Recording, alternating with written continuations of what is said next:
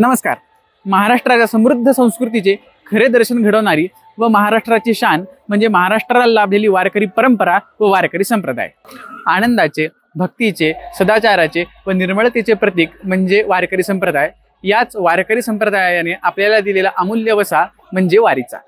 पण वारी म्हणजे नक्की काय, वारीचा इतिहास काय आणि खास करून तुकाराम महाराजांविषयी जाणून घेण्यासाठी आलो आहोत आज आपण गाथा मंदिर देहू येथे.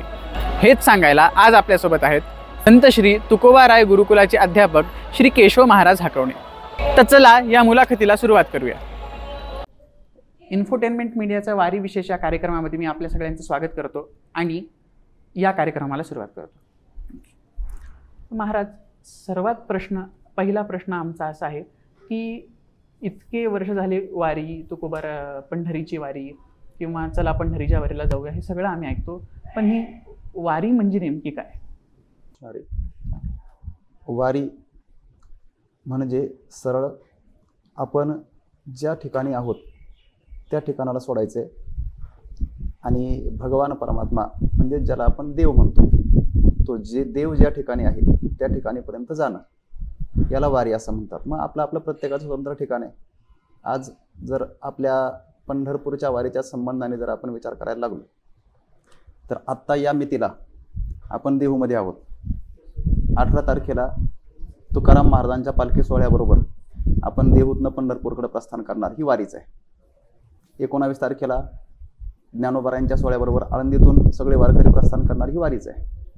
पण ही वारी फक्त आळंदी आणि देहू या ठिकाणावरूनच निघत नाही, तर ही वारी महाराष्ट्रातल्या प्रत्येक घराघरातून निघते. कारण गावागावातला, वस्तीतला प्रत्येक घराघरातला वारकरी पिढ्यानपिढ्या परंपरेने पंढरपूरची वारी करतोय. आणि मग आपलं घरदार सोडायचंय, संसार सोडायचा आहे, बायका मुलं सोडायची आहेत, सगळं सोडायचंय आणि देवाच्या भेटीला आपुलकीने, आत्मीयतेने, आसक्तीने जायचंय. याचं नाव वारी. जीवाने जीवदशेचा प्रवास संपवायचा आहे आणि परमात्म्याच्या स्वरूपाकडे प्रवास करायचा आहे, याला म्हणतात वारी. मग त्याच्यातूनच वारकरी असं नाव पडलं का साधारण? त्याला वारकरी असं म्हणावं. मूळचा शब्द वारीकर असा आहे. काया वाचा मने जीवे सर्वस्वे उदार, बाप रखुमादेवीवर विठ्ठलाचा वारीकर, वारी करणारा तो वारकरी. या वारीची सुरुवात कशी साधारण, म्हणजे सुरुवात काय झाली होती, म्हणजे पहिली वारी कोणी केली होती? तसले वारकरी भगवान शंकर म्हणजेच महादेव आहेत. ओम नमो शिवा आदी कावडी घेतली खांदी. भगवान शंकराने पांडुरंगाच्या दर्शनासाठी आपलं कैलास सोडावं आणि पंढरपूरला पायी यावं म्हणून ते पहिले वारकरी आहेत. आणि त्याच्यानंतर मग या वारीचा विस्तार सगळेच संत महात्मे, साधू सज्जन, महापुरुष, भक्त हे पंढरपूरला वारीला येतच असतात. पण या वारीचा विस्तार 700 ते 800 वर्षापूर्वी ज्ञानोबारायांच्या काळापासून झाला. ज्ञानोबारायांनी माझे जीवीची आवडी, पंढरपुराने येणं गुढी म्हणून ही पताका खांद्यावर घेतली आणि पंढरपूरच्या दिशेने प्रवास सुरू केला. लोकांना आकर्षित करण्यासाठी अवघाची संसार सुखाचा करीन, आनंदे भरीन त्यांनी लोक, सगळ्या जगाला आनंदाचं दान देण्याकरता जाईन गे मायेतया पंढरपुरा, भेटेन माहेरा आपुलिया.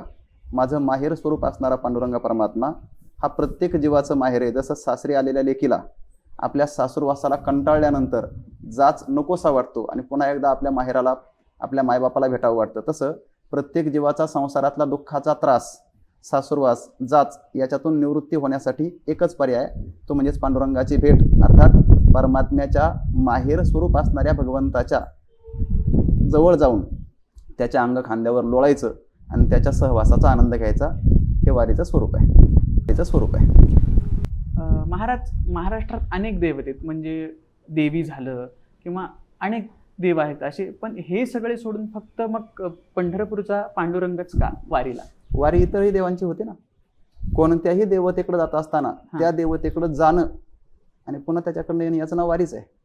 पण वारी त्याची करावी की ज्याची वारी केल्यानंतर पुन्हा येरझार करावी लागणार नाही. अर्थात येरझार म्हणजे जाणं येणं. वारीचंही स्वरूप तेच आहे. अगदी तुकोबारायांचे पूर्वज विश्वंभर बाबा होते, त्यांनी तर 8 महिन्यामध्ये 16 वाऱ्या केल्या होत्या. म्हणजे प्रत्येक 15 ते पंढरपूरला जायचे एकादशीला आणि 4 दिवसात पुन्हा माघारी यायचे, परत 4 दिवसात पंढरपूरला जायचे, पुन्हा 4 दिवसात माघारी यायचे. ही वारीच आहे. मग ह्या वाऱ्या करत असताना तिथल्याच होतात असं नाही. कोणी मल्हारीची वारी करतं, कोणी कोल्हापूरची वारी करतं, कोणी तुळजापूरची वारी करतं. वारी भिन्न आहे.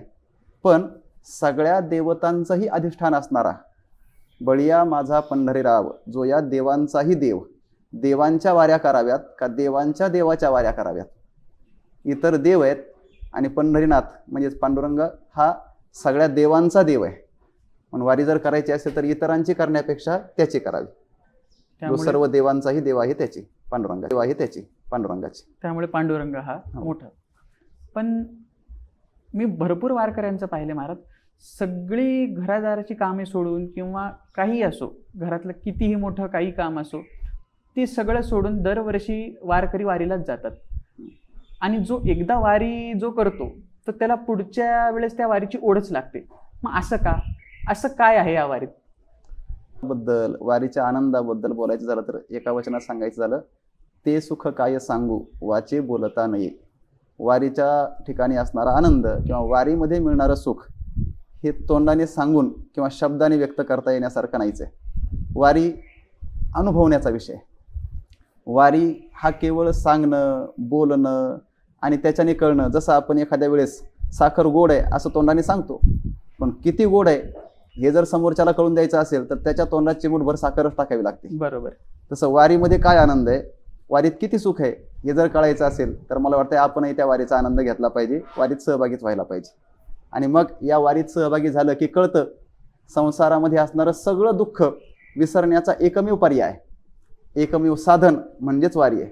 ज्याच्यामध्ये संसारात आता अगदी अशिक्षितापासून सुशिक्षितापर्यंत, गरिबापासून श्रीमंतापर्यंत, लहानापासून तर वृद्धापर्यंत सगळ्यांच्या जीवनामध्ये थोडंफार सुख आहे असं वाटतं, पण ते सुख दुःख मिश्रित असतं.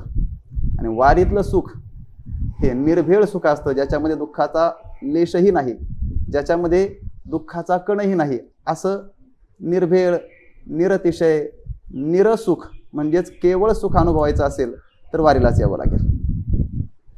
त्यामुळे वारी करायची, त्यामुळे वारी करायची. पण साधारण वारीशी व वारकरी संप्रदायाशी कधीपासून जोडलेले आहात? माझं जोडणं हे मी ठरवलेलंच नाही. हां. माझं वारीशी आणि वारकरी संप्रदायाशी जोडणं हे आमच्या आजोबांनी ठरवलं. बरं. आमचे आजोबा मूळचे माळकरी होते आणि त्यांना ज्ञानेश्वरी वाचनाची फार आवड होती. मग त्यांचा नेहमीचा नियम, आळंदी पंढरपूरची पायी वारी त्यांना तितकीशी जास्त शक्य नाही झाली, पण वर्षातून 2-3 वेळेला पंढरपूरला जाणं आणि आषाढी कार्तिकेला पंढरपूरला जाणं हे त्यांच्याकडनं शक्य सहज होताच आणि ते करायचेच. त्यातनं त्यांचा असा नियम होता, घरामध्ये मुलगा जन्माला आला का 5व्या दिवशी त्याला माळ घालायची. बरं. त्याच्यामुळं आम्हाला कळत नव्हतं तेव्हाच गळ्यामध्ये माळ आली. आणि माळकरी झाला का तो वारकरी होतोच, हा एक स्वाभाविक नियम. आणि म्हणून ते संस्कार लहानपणापासून होते. गावाकडं थोडंसं मृदंग वादनाचं शिक्षण घेतलं गेलं, थोडीशी संप्रदायाची आवड निर्माण झाली आणि आजोबांनीच 2002 साली 12वीच्या शिक्षणानंतर आळंदीला आणून पोचवलं. आमचे गुरुवर्य पांडुरंग महाराज घुले बाबा, त्यांच्या मार्गदर्शनाने पुढील शिक्षण सुरू झालं. आणि तेव्हापासून म्हणजे 2002 सालापासून या वारीच्या परंपरेमध्ये सक्रिय सहभाग झाला. अजून एक गोष्ट महाराज वारीमध्ये पाहायला मिळते की प्रत्येक वारकऱ्याच्या गळ्यात तुळशीची माळ असते, कपाळाला केशरी गंध असतं किंवा बुक्का असतो. तर याचं महत्त्व काय? आता हा गोपीचंदन म्हणतात.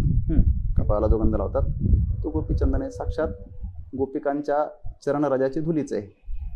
आणि तो फक्त कपाळाचा असतो असं नाही, 12 तिलक धारण करणारा वारकरी असतो, वैष्णव असतो. बरं. म्हणजेच वारकऱ्याच्या अंगावर 12 ठिकाणी गंध लावलेला असतो. त्याचं प्रत्यक्ष मग त्याला लाटे केशवम वगैरे वगैरे त्याचं म्हणून प्रत्येक ठिकाणी कपाळावर, कंठाला, दोन्ही दंडांना, कमरेला दोन्ही बाजूनी, नाभिस्थानावर, हृदयावर, त्याच्यानंतर दोन्ही कानांना, असं 12 ठिकाणी गंध लावलेला असतो. एकूण 12 ठिकाणी हा 12 तिलक आहे. म्हणजे त्या ठिकाणी भगवंताचं अस्तित्व मानून त्या भगवंतालाच लेपन करण्यासाठी किंवा गंध लावण्याच्या हेतूने तिथं गंध लावलेला असतो. हा गोपीचंदनाच आहे. भगवान परमात्म्याला ज्या गोपिका अत्यंत प्रिय होत्या त्यांच्या चरणराजाची धूल म्हणून गोपीचंदन भगवंतानेही आपल्या अंगावर धारण केला होता आणि वारकरी तो धारण करतात. आणि बुक्का हे म्हणजेच तुळशीच्या काष्टाची रक्षा आहे. बरं. त्याच्यापासूनच बनलेलं आहे. आणि तुळशी ही तर भगवंताला अत्यंत प्रिय आहे. आणि मग वारकरी हा जर देवासाठी आपलं जीवन समर्पित करणारा असेल तर देवाला जे आवडतं ते आपण धारण केलं पाहिजे. मग देवाला आवडणाऱ्या गोष्टी काय आहेत? आवडी देवासी तो एका प्रकार, एक नामाचा उच्चार रात्रंदिवस, दुसरं सांगितले तुळशी माळ गळा, तिसरं गोपीचंदन टिळा, म्हणजे तुळशीची माळ घालणं आणि गोपीचंदनाचा टिळा लावणं हे देवाला आवडतं. आणि जर आपलं आपण जीवन वारकऱ्याने देवासाठी समर्पित केलं असेल तर देवाला आवडेल असं आपण वागावं. म्हणूनच माळ घालणं, गोपीचंदनाचा टिळा लावणं आणि नामस्मरण करणं, भजन करणं हे वारकऱ्यांचं आद्य कर्तव्य आहे आणि ते करतातच. तोच वारकरी. तुळशीच्या माळेचं काय महत्व आहे? तुळशीची माळ या माळेमध्ये 108 मणी असतात. बरं. कारण तुळशी ही प्रत्यक्ष तीर्थाचं प्रतीक आहे. भगवंताला प्रिय तर आहेच, पण ती तीर्थाचं प्रतीक आहे. या विश्वामध्ये, आपल्या हिंदुस्थानामध्ये, भारत देशामध्ये, भारतवर्षामध्ये एकूण सगळी 108 तीर्थ आहेत. पवित्र तीर्थांचा विचार करत असताना आपण जर तुळशीची माळ गळ्यामध्ये धारण केली तर सकाळी स्नान करत असताना त्या तुळशीच्या काष्ठावरनं, माळेतनं अंगावर जे पाणी येतं ते अंगावर आलं का विश्वातल्या 108 तीर्थांचं स्नान आपण घर बसल्या केल्याचं पुण्य प्राप्त होतं. बरं. म्हणून तुळशीची माळ ही अत्यंत महत्त्वाची मानलेली आहे आणि ती भगवंताला प्रिय आहे. तुळशीची तर तशी पुराणामध्ये स्वतंत्र कथा आलेली आहे. वृंदा म्हणून त्याचा स्वतंत्र विचार आहे, विस्ताराची कथा आहे. देहूच्या प्रश्नावर येतो महाराज. म्हणजे तुकाराम महाराजांच्या पालखीचा जो सोहळा आहे देहूचा, तो खूप मोठा मानला जातो. म्हणजे समजला जातो. म्हणजे आम्ही पाहतो पुण्यात फार प्रचंड गर्दी असते या तुकाराम महाराजांसोबत. तर ही तुकाराम महाराजांची जी पालखी आहे किंवा दिंडी आहे, तिची सुरुवात कधीपासून आहे आणि तिचं काय पार्श्वभूमी आहे तिची? तुकाराम महाराजांची पालखी किंवा दिंडी म्हणण्यापेक्षा तुकाराम महाराज स्वतः वारकरी होते. बरं. तुकाराम महाराजांनी त्या सोहळ्यातच सुरुवात केली आहे. ज्ञानोबारायांनी जी वारी सुरू केली ती तुकोबारायांचे पूर्वज विश्वंभर बाबा तर करत होतेच, तेव्हापासून ती वारीची परंपरा होतीच. पण तुकोबारा ही पंढरपूरचे वारकरीच होते. त्याच्यामुळे तुकाराम महाराज पंढरपूरला वारीला जात होते. तिथूनच वारीची सुरुवात आहे. आणि मग त्याच्यानंतर तुकोबारायांचे चिरंजीव नारायण महाराज यांनी या वारीचं विस्तृत स्वरूप धारण केलं. म्हणजेच नारायण महाराजांनी इथून तुकोबारायांच्या पादुका गळ्यात घ्यायच्या, इथून आळंदीला जावं, आळंदीतून ज्ञानेश्वर महाराजांच्या पादुका गळ्यात घ्यायच्या आणि मग पंढरपूरचा प्रवास करायचा. बरं. अशी वारी सुरू केली. आणि मग तिचं विस्तृत स्वरूप वाढत वाढत वाढत गेलं. आणि मग पहिल्यांदा तुकोबाराय इथून पालखीच्या स्वरूपातून आळंदीला जायचे, मग आळंदीतून ज्ञानोबारायन तुकोबारायसोबत पंढरपूरला जायचे. पण मग तुकोबारायांच्या दिंड्या वाढल्या, ज्ञानोबारायांच्या दिंड्या वाढल्या, गर्दी वाढायला लागली आणि एका बाजूने एकासोबत एवढं चालणं होईना. म्हणून मग त्या काळच्या जाणत्या लोकांनी याचे 2 भाग केले. काही आळंदीवरून जाणारे वारकरी आणि काही तुकोबारायांचा मार्ग बदलून मग आपलं आकुर्डीतून पुणे आणि पुणेतून पुन्हा बारामती, इंदापूर या मार्गे तुकोबाराय जाऊ लागले आणि ज्ञानोबाराय सासवड, जेजुरी या मार्गे, फलटण मार्गे पुढे जाऊ लागले. साधारण आज दोन्ही पालख्या सोबतच जात होत्या आधीच्या काळात. पालख्या म्हणजेच पादुका एकत्र जात होत्या आधी एकत्र. नारायण महाराजांनी ती एकत्र सुरुवात केली होती.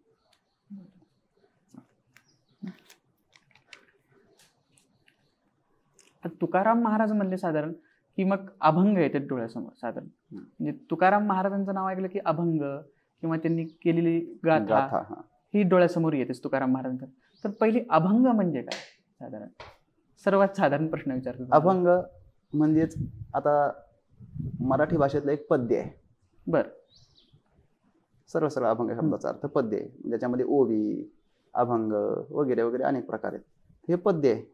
सरासरी तुकोबारायांचे अभंग हे 4 चरणाचे असतात. सरासरीने कमी जास्त असतात. कमीत कमी 3 चरणापासून तर जास्तीत जास्त 100-101 चरणापर्यंत त्याच्या अभंगाची मर्यादा आहे. पण हे अभंग आहेत. आणि अभंग शब्दाचा अर्थ सरळ आहे, ज्याचा कधीही भंग होत नाही त्याला म्हणायचं अभंग. म्हणून तुकाराम महाराजांची मर्यादा पुरुषोत्तम प्रभू श्रीरामचंद्रांशी तुलना करत असताना एक फार गोड पद आहे. तुका राम तुका रामसे, तुका राम तुका रामसे. तुका म्हणजे तुलना केली रामाची, तुका रामसे. तुका म्हणजे तुलना केली राम तुका रामसे, रामाची तुकोबारायांशी तुलना केली. 2 नाम 1 अंग, नावं 2 आहेत पण स्वरूप मात्र दोघांचं एकच आहे. पण दोघांच्या कार्यशैलीमध्ये फरक काय? उनका सेतू भंग गया. कुणाचा? रामप्रभूंनी जो रामसेतू बांधला होता लंकेवर स्वारी करण्याकरता, तो भंगला, नदीमध्ये समुद्रामध्ये बुडाला. पण इनका सेतू अभंग, यांचा सेतू अजूनही अभंग आहे, म्हणून तर त्याला अभंग म्हणायचं. कारण तो सेतू त्या काळात वानरांना तरुण जाण्याकरता साधक ठरला. त्याच्यानंतर आता जर पलीकडे जायचं असेल तर त्या सेतूचा आश्रय घेता येईल का? नाही, कारण तो समुद्राच्या तळाला आहे. पण हा सेतू जो तुकाराम महाराजांनी त्या काळामध्ये 350-400 वर्षापूर्वी उभारला किंवा निर्माण केला, हा तेव्हा तर स्वतः तरला. म्हणजे आता तो याच ठिकाणी आनंद डोहामध्ये तो तरला, दगडांना घेऊन तरला. आणि त्याच्यानंतर अजूनही अनेक जीवांना, अनेक साधकांना, अनेक वारकऱ्यांना तारतोय. भविष्यातही जोपर्यंत चंद्रसूर्य आहे तोपर्यंत तारत राहणार आहे. म्हणून यांना अभंग असं म्हटलेलं आहे. साधारण मग ही सगळ्या अभंगाचा एक साठा म्हणजे गाथा का? हो, अभंगांचा समूह म्हणजेच गाथा. अच्छा. त्याच्यामध्ये काही प्रकरणपर गाथा आहेत, त्याच्यामध्ये प्रकार आहेत. काही ओळीची गाथा म्हणतात, प्रकरणपर गाथा म्हणतात, स्वतंत्र विचार आहे. आणि मग इथं साधारण मग हे या गाथेचं गाथा मंदिर व्हावं, मग या मागची पार्श्वभूमी काय? आमचे गुरुवर्य पांडुरंग बाबा यांनी महाराष्ट्राच्या बाहेर जाऊन काही मंदिरं पाहिली, ज्या मंदिरांमध्ये तिथलं वाङ्मय हे मंदिरावर कोरलेलं दिसलं.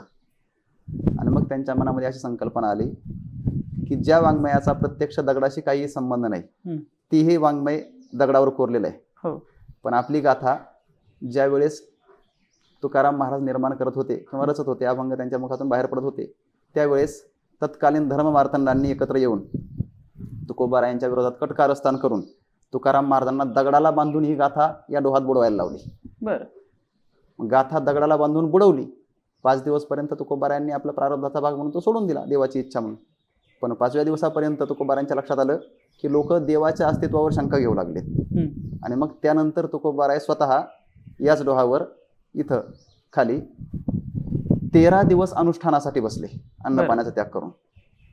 का तर जर मी जी गाथा निर्माण केली आहे किंवा देवाच्या प्रसादाने जी गाथा निर्माण झालेली आहे तिच्यावर जर आक्षेप घेतला जात असेल आणि देवाच्या अस्तित्वावर जर आक्षेप घेतला जात असेल तर मला हे पटणार नाही. म्हणून तुकोबारायांनी त्या ठिकाणी अनुष्ठान केलं आणि त्या अनुष्ठानाचा परिणाम म्हणून त्या 13 दिवस, अगोदरचे 5 आणि हे 13, असे एकूण 18 दिवसानंतर ती गाथा दगडांसहित वर आली. आणि कशी वर आली? जी गाथा दगडांना घेऊन पाण्यात बुडाली होती ती वर आली, पण तिचा एकही कागद आणि एकही अक्षर पाण्याने भिजलेलं नव्हतं. जळी दगडासहित वह्या तारियल्या जैशा लाह्या. लाह्या जशावर तरंगतात तशावर तरंगल्या, आणि विशेष म्हणजेच कोरड्या तरंगल्या. कोरडे कागद वर आले पुन्हा, अक्षरांसहित, अभंगांसहित. आणि म्हणून बाबांच्या मनात असं आलं, जी गाथा दगडासहित तरली आहे त्या गाथेचं दगडावरच चिरस्मारक व्हावं. म्हणून बाबांनी या गाथा मंदिराची निर्मिती करायचं ठरवलं. आणि अगोदरचं स्थान वेगळं होतं, दुसरीकडे करायचं असं तत्कालीन त्यांच्या सहकार्यांनी ठरवलं होतं. पण बाबांकडे ज्यावेळेस ही जबाबदारी आली, गुरुवर्य पांडुरंग बाबांकडे, त्यावेळेस त्यांनी असं ठरवलं की ज्या जागेवर गाथा तरली त्याच जागेवर हे मंदिर व्हावं. आणि म्हणून त्यांनी अत्यंत प्रयत्नाने ही जागा मिळवली. आणि मग या ठिकाणी त्यांच्या गुरुवर्यांच्या हस्ते भूमिपूजन करून, तत्कालीन अधिकारी लोकांच्या हस्ते भूमिपूजन करून मंदिराची इथं इमारत उभी करायला सुरुवात केली. गाथा मंदिराची रचना जर पाहायला गेलं तर बाकीच्या मंदिरांपेक्षा या मंदिराची रचना काहीतरी म्हणजे साधारण थोडी अशी वेगळी पाहायला मिळते. आता स्थापत्य तर मला त्यातलं विशेष कळत नाही, पण मंदिराची विशेषता ही आहे की आपण एखाद्या मंदिरात गेलो तर मंदिरातल्या देवतेच्या दर्शनासाठी जाण्यासाठी देवतेचं किंवा गाभाऱ्यात ठेवलेलं जी मूर्ती आहे त्या मूर्तीचं दर्शन घेण्यासाठी जातो. पण हे जे मंदिर आहे या मंदिरात मूर्ती तर तुकोबारायांची आपल्याला प्रतिमा प्रत्यक्ष पाहायला मिळेलच, पण प्रत्यक्ष दर्शनीय म्हणून इथं 4ही बाजूच्या भिंती आहेत. इथं जर दर्शन घ्यायचं असेल तर 4ही बाजूच्या भिंतींचं घ्यावं. का? कारण त्या भिंतींवर गाथा कोरलेली आहे. जगद्गुरु श्री तुकोबारायांचे जेवढे अभंग आहेत तेवढे सगळे अभंग प्रत्येक भिंतीवर कोरलेले आहेत. आपल्या त्यांचं दर्शन करता येत. आणि विशेषतः ही आहे, या मंदिरात, इतर मंदिरामध्ये जर आपण दर्शनासाठी गेलात तर तिथं दर्शनासाठी गेल्यानंतर देवतेचं दर्शन होईल, आपल्या भावनेप्रमाणे आपण दर्शन करून माघारी येऊ. पण इथं गेल्यानंतर देवतेचं दर्शनही होईल, तुकोबारांचं दर्शनही होतं, पांडुरंग रुक्मिणी मातेचं दर्शनही होतं. आणि त्याचबरोबर सहज मंदिरातून फिरताना इकडं तिकडं नजर जरी गेली तर तुकोबारायांचा एखादा अभंग आपल्या नजरेला पडतो. आपली इच्छा नसतानाही तो आपल्या नजरेत पडतो. का? कारण मंदिराच्या 4ही बाजूला ते आहेत. आणि मग तो अभंग आपल्या नजरेला पडला का माणूस सहज वाचण्यासाठी प्रयत्न करतो. एखादा अभंग जरी वाचला तर त्यांच्या एका एका अक्षरामध्ये भगवंताचं वास्तव्य आहे, अस्तित्व आहे. मग तो अभंग नजरेत पडला, तो वाचला गेला, त्याचं चिंतन झालं किंवा त्याचा आपल्या मनामध्ये काही संस्कार झाले तर त्यानेही जीवन उद्धरून जातं. आमचे गुरुजी सांगायचे, त्यांच्या मुखातून असं ऐकलेलं आहे की कदाचित आपल्या जीवनामध्ये फार मोठ्या समस्या असतील आणि फार मोठ्या अडचणी असतील, आता आपण जगावं कसं, इतक्या मोठ्या अडचणी असतील, पण अशाही अवस्थेत आपण सहज या गाथेच्या जवळ यावं, या गाथा मंदिराच्या जवळ यावं आणि उघड डोळे झाकून आतमध्ये जावं आणि कुठेही डोळे उघडून पाहावं. जो अभंग आपल्याला पहिल्यांदा दिसेल ना त्या अभंगात आपल्या शंकेचं, आपल्या अडचणीचं, आपल्या सगळ्या दुःखाचं निरसन करण्याचं समाधान त्या अभंगात आपल्याला सापडेल. फक्त तेवढ्या श्रद्धेने आपण तिथं गेलं पाहिजे. हे मंदिर साक्षात अक्षरांचं मंदिर आहे, गाथेचं अभंगाचं मंदिर आहे. आता अभंग सांगायचं तर सगळेच अभंग आवडतात. तसं तितका अभ्यास करण्याचा प्रयत्न करतो, पण तितके तुकोबारांचे अभंग असे आहेत, एक आवडला म्हणून तो जवळ करावा, तर दुसरा वाचल्यानंतर तो त्याच्यापेक्षा जास्त आवडतो. तेव्हा नक्की कोणता आवडतो असं सांगता येणार नाही. सगळी गाथेच आवडण्याचा विषय असावा. पण त्यातल्या त्यात विषय जर सांगायचं झालं तर माझ्या आवडीचा अभंग श्री संतांची या माथा चरणावरी, साष्टांग हे करी दंडवत, विश्रांती पावलो सांभाळा उत्तरी, वाढले अंतरी प्रेम सुख, डौरली ही काया कृपेच्या उरसे, नभे अनारिसे उद्धरिलो, तुका म्हणे मज न घडता सेवा, पूर्व पुण्य ठेवा ओढवला, विश्रांती पावलो सांभाळा उत्तरी, वाढले अंतरी प्रेम सुख. असं काय विशेष आहे या अभंगात की जो तुम्हाला इतका आवडतो? साधारण थोडं त्या अभंगाबद्दल तुमच्याकडून ऐकायला आम्हाला आवडेल. अभंगाचं काय सांगावं? या अभंगातून तुकाराम महाराज संतांच्या संबंधाने मंगलाचरण करतात, अर्थात संतांच्या चरणावर नतमस्तक होतात. श्री संतांची या माथा चरणावरी, साष्टांग हे करी दंडवत, संतांच्या चरणावर साष्टांग दंडवत करतात. साष्टांग म्हणजेच 8 अंगांनी दंडवत करणं, आपले 8 अंग जमिनीला टेकवणं. आणि दंडवत म्हणजेच काठी सोडल्यानंतर जशी आडवी पडते तसं आपलं सगळं शरीर त्यांच्या चरणासमोर आडवं झोकून देणं, त्याला दंडवत म्हणतात. तुकोबाराय दंडवत करतायत का? त्याची कारण आहेत. कारण संतांच्या कृपेने तुकोबाराय म्हणतायत माझं जीवन विश्रांतीला प्राप्त झालं. म्हणजेच संसारामध्ये कुठेही विश्रांती नव्हती, सतत धावाधाव चालली होती, पण संतांनी कृपा केली आणि माझ्या जीवनामध्ये विश्रांती प्राप्त झाली. त्यांच्या सांभाळाने, त्यांच्या उत्तर प्रसादाने माझ्या जीवनाला विश्रांती प्राप्त झाली. आणि एवढंच नव्हे तर वाढले अंतरी प्रेमसुख, परमार्थासाठी लागणारं प्रेमसुख, भक्तिप्रेम ज्याला म्हटलंय, ते संतांच्या कृपेने वाढतं आणि ते वाढलंय. अजून काय झालं तर डौरली हे काया कृपेच्या ओरसे, माझ्या कायेला सुडवलता, अर्थात काया शृंगाराने संपन्न झाली. हे शरीर आहे हे प्रसन्न झालं, प्रफुल्लित झालं. कशाने? त्यांच्या कृपेच्या ओरसाने, कृपेच्या अमृतपानाने किंवा रसपानाने. आणि मग एवढं झालं म्हणजेच काय झालं तर नभे अनारेसे उद्धरिलो, आमचा उद्धार झाला. आता उद्धार हा शब्द कदाचित कळणार नाही. उद्धार होणं म्हणजे जीवनातलं सगळं दुःख संपणं आणि केवळ सुख प्राप्त होणं, ज्याला शास्त्रीय भाषेमध्ये मोक्ष असं म्हणतात, मुक्ती असं म्हणतात. तर मोक्ष मिळाला. आणि तुकाराम महाराज म्हणतायत हे सगळं होत असताना कशामुळं घडलं? कदाचित मी त्याच्यासाठी काहीतरी प्रयत्न केला असेल, पण काय माझं भाग्य म्हणा किंवा दुर्भाग्य म्हणा, तुका म्हणे मज न घडता सेवा, प्रत्यक्ष ज्या संतांनी माझ्यावर कृपा केली आणि ज्यांच्या कृपेने मला विश्रांती मिळाली, सुख मिळालं, उद्धार झाला, काया संपन्न सुफल झाली, हे सगळं ज्यांच्या कृपेने झालं ना, त्यांची मला सेवा नाही घडली. मग सेवा न घडताना सुद्धा त्यांची कृपा मला का प्राप्त झाली? तर त्याचं कारण आहे पूर्व पुण्य ठेवा ओढवला. मी पूर्वजन्मात केलेलं काही पुण्य असेल, सुकृत असेल, किंवा माझ्या पूर्वजांचं काहीतरी सुकृत असेल, त्याच्यामुळेच संतांनी माझ्यावर कृपा केली आणि माझं जीवन या सुखरूप अवस्थेला प्राप्त झालं.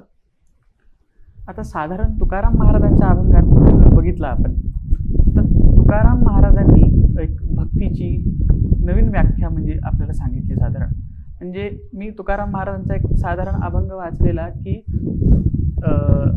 सत्यवचन बोले मुखी दुखवे अनिकाच्या दुखी, हीची विष्णूची महापूजा अनुभव नाही तुझा. तर या अभंगाच्या अनुसार तुकाराम महाराजांनी जे आपले नित्यचे कर्म आहेत हीच विष्णूची महापूजा सांगितलेली. तो अभंग असा आहे, स्वामी काज गुरु भक्ती, बरोबर, पितृवचन सेवापती, हेची विष्णूची महापूजा अनुभव नाही तुझा. भगवंताची पूजा करायची आहे ना, मग ती कशी करावी? आपलं स्वतःचं कर्म म्हणजेच भगवंताची पूजा आहे. भगवंताने आपल्या वाट्याला दिलेला जो धर्म आहे त्या धर्माचं आचरण करणं, स्वकर्माचं आचरण करणं, हीच भगवंताची पूजा आहे. आणि ही तुम्ही जसं म्हटलात की तुकाराम महाराजांनी नवी व्याख्या दिली, ती तुकोबारांनी नवी दिलेली नाही. तुकोबारा शास्त्राचं अनुगमन करणार आहेत, अनुसरण करणार आहेत. मग ही गीतेने सांगितलेली आहे, स्वकर्मणा तमभ्यर्च सिद्धिं विंदती मानवाः. गीतेत मध्ये भगवान परमात्म्याने अर्जुनाला सांगितलंय, भगवंताची पूजा करायची असेल तर स्वतः जे कर्म करतो तेच देवाला अर्पण करावं, हीच देवाची पूजा होते. मग एखादा सेवक असेल त्याने आपल्या मालकाची सेवा करणं ही विष्णूची महापूजा आहे. एखादा शिष्य असेल त्याने गुरुची पूजा करणं हीच विष्णूची महापूजा आहे. एखादा मुलगा असेल त्याने आपल्या पित्याच्या वचनामध्ये राहणं, माता पित्याच्या वचनामध्ये राहणं हीच विष्णूची महापूजा आहे. आणि एखादी स्त्री असेल तर तिने आपल्या पतीच्या आज्ञेत राहणं ही विष्णूची महापूजा आहे. आणि तुम्ही जे म्हटलात त्याच्यातलं चरण आहे सत्य बोले मुखे, दुःखवी आणि कांच्या दुःखी, मुखाने नेहमी सत्य बोलणं आणि दुसऱ्याच्या दुःखाने दुःखी होणं, दुसऱ्याच्या सुखानेच सुखी होणं, हीच खरी विष्णूची महापूजा आहे. ही तुकोबारांनी पूजेची अर्थात भक्तीची व्याख्या आपल्याला सांगितलेली आहे. शेवटच्या प्रश्नाकडे वळतो की आजच्या तरुण पिढीने तुकोबांची गाथा वाचावी यासाठी तुम्ही काय आवाहन कराल? आणि साधारण असा प्रश्न आहे की तरुण पिढीने गाथा का वाचावी? उपनिषदामध्ये विद्येचे 2 प्रकार सांगितलेले आहेत शिक्षणाचे. विद्या ज्याला म्हणता ना तुम्ही, हे शिकण्यासाठी आपण सर्व प्रयत्न करतो. द्वे विद्ये वेदितव्ये पराचैवा पराच. एक आहे पराविद्या आणि दुसरी आहे अपराविद्या. अपराविद्या आणि पराविद्याच्यातला फरक काय? सा परा या अक्षरम अधिगम्यते. भगवंताला जाणण्याचं जे ज्ञान आहे किंवा जी विद्या आहे, ज्याच्याद्वारे आपण देवाला जाणू शकतो, देवाचं ज्ञान होणार आहे, देवाची ओळख होणार आहे, त्याला म्हणायचं पराविद्या. आणि आमचे गुरुवर्य म्हणायचे अपराविद्या कशाला म्हणायचं? आपलं पोट कशाने भरायचं, हे पोट भरण्याचं जे शिक्षण आहे त्याला म्हणायचं अपराविद्या. मग पोट भरण्याचं शिक्षण एका बाजूला आहे आणि देवाला जाणण्याचं शिक्षण एका बाजूला आहे.